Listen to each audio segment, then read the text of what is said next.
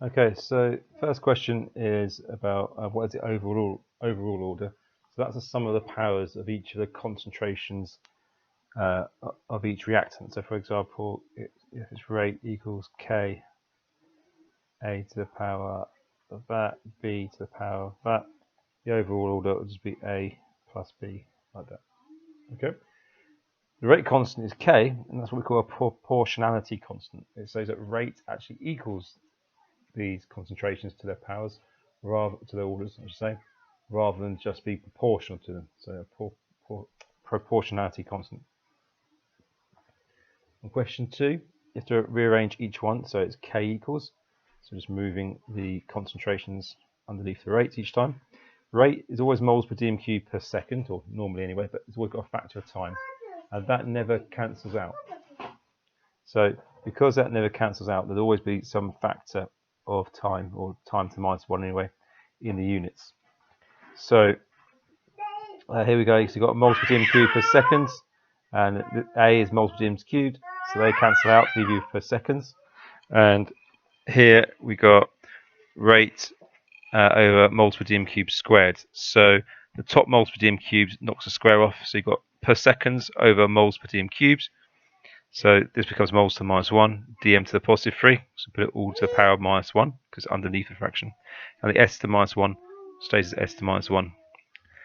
And then here we've got moles per dm cubed per second divided by moles per dm cubed squared times by moles per dm cubed.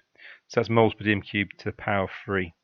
So that cancels out the 3 down to a 2, and then we're timesing out the brackets again. Right. With question 3, we want to see what effect hydrogen and iodine have on the rate, so we'll work out their orders. So if you want to know what effect hydrogen has, the iodine concentration has got to stay the same, otherwise you won't know which ones had the effect. So if we look at experiments 1 and 2, we can see that the concentration of hydrogen has doubled, but the iodine has stayed constant. The rate has also doubled. So 2 to the power of something equals 2, so the order is 1. So the x there would be 1. For iodine, I want hydrogen to stay the same. So if I look at experiments 2 and 4, the hydrogen is constant, but the iodine doubles. And be careful here with the indices, it's 10 to the minus 5 there.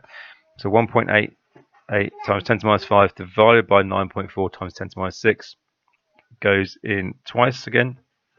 So again, 2 to the power of something equals 2, so again it's order 1.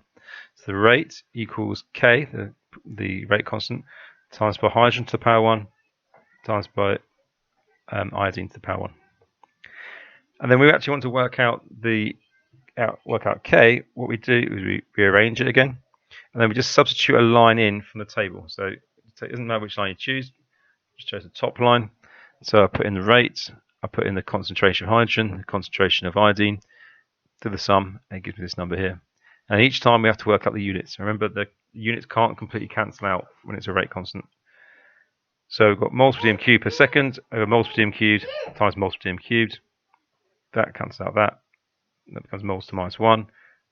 dm minus 3 becomes dm to the 3, s to the minus 1. Question 4.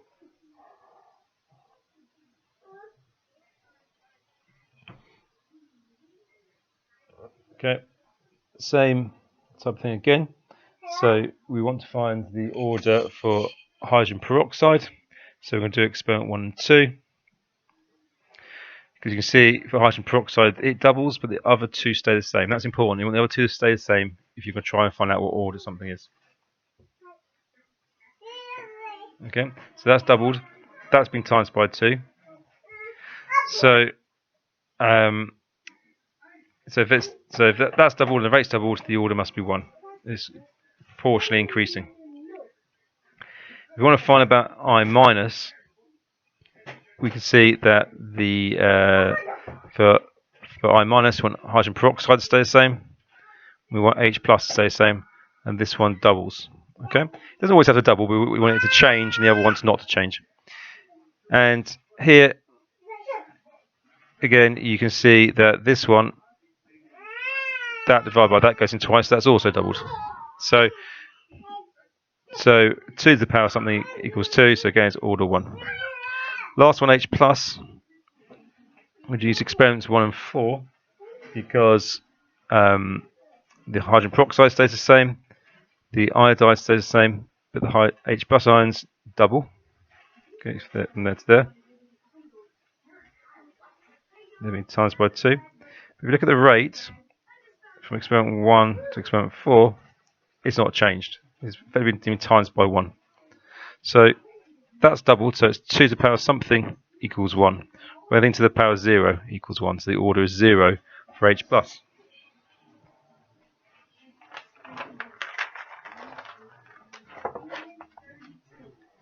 So we take that information, we don't include the H plus because it was 0 order, so that's left out. Anything to the power 0 is 1, so you need to put it into the equation, and that gives us that rate equation there. The overall order, this is the order 1, this is the order 1, so 1 plus 1 is 2.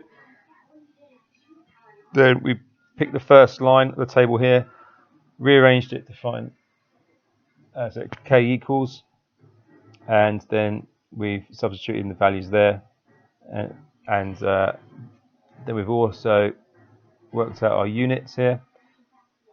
So we put in here, this is moles per dm cubed per second, this is moles per dm cubed times moles per dm cubed. So that cancels out that down from 2 to 1, and then we multiply out the brackets. This type of question, once you've worked out the rate constant, then you can use this equation to work out the rate. That's kind of the point of it. So you can put in that rate constant you worked out from the question above, substitute in the value for the hydrogen peroxide, substitute the value in for the iodide. You don't need the value for the H plus because it's 0 order, and you can work it out, and you've got the units from before.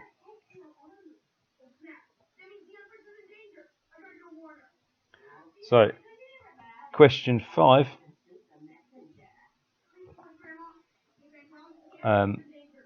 Same sort of thing again.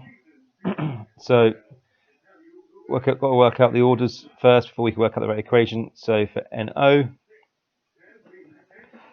if we experiments 1 and 2, the NO is constant, the hydrogen is times by 3, the rate is times by 3, so it's first order of hydrogen.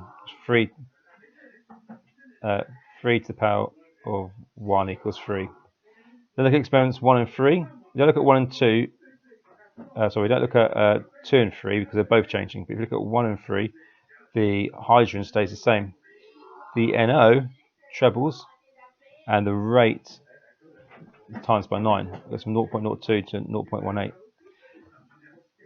So NO has been times by 3, the rate has been times by 9, so 3 to the power of something equals 9, the order is 2.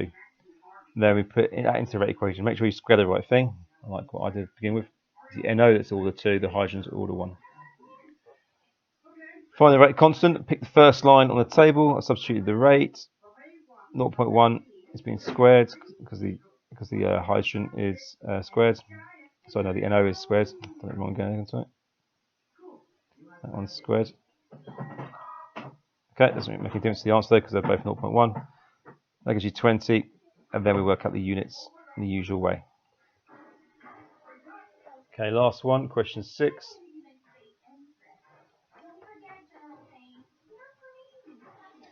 They've given us the rate equation this time. So to work out the rate constant by rearranging, substitute the values in, work out the units. The experiments were repeated at a high temperature, predict the effect it would have on the rate constant K. We know that if you increase the temperature, the rate increases. But that can't be because A or B get bigger. A or B don't change. Okay? What changes is K. K is affected by temperature, so we'll see more about later. Predict what would happen to the concentration. Predict what would happen to the reaction rate after the following changes in concentration. So A is doubled. So you can see A is to the order 2. So if you double it, you're doubling it and then squaring it. So it'd be times by 2 and then squared. So the change would be times by 4. B is order 1. So if you halve it, you just times it by 0.5. And these are both tripled. So it's got a 3 squared times by 3. So you times the whole thing by 27.